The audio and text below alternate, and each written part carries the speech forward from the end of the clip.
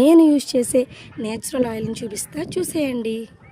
ఈ ఆయిల్ వచ్చేసి మా అమ్మ వాళ్ళ పెరట్లో ఉండే వాటితోనే నేను రెడీ చేసుకుంటాను. పెద్దగా ఏం కష్టపడక్కర్లేదు, చాలా సింపుల్గానే చేసేయచ్చు ఈ ఆయిల్. దీనికోసం కరివేపాకు, గోరింటాకు, వేపాకు, మందార పువ్వు, మందార ఆకు, కలబంద, మెంతులు కూడా కావాలి.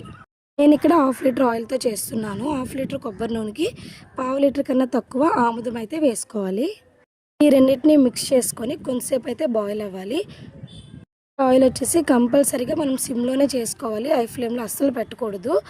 మనం తీసుకున్న ఐటమ్స్ అన్నీ ఒకదాని తర్వాత ఒకటి ఇందులో యాడ్ చేసుకోవాలి. ఈ ఆయిల్ని అయితే నేను వీక్లీ 2 టైమ్స్ అయితే యూజ్ చేస్తాను. అండ్ హెడ్ బాత్కి 2 అవర్స్ ముందు అప్లై చేసుకొని హెడ్ బాత్ అయితే చేసుకోవాలి. ఎందుకంటే ఇందులో ఆముదం ఉంటుంది కాబట్టి కొంచెం జిడ్డుగా ఉంటుంది. వీటి కలర్ అనేది చేంజ్ అవ్వాలి. చేంజ్ అయ్యాక ఒక కంటైనర్లో తీసుకోవడమే. Please like and subscribe.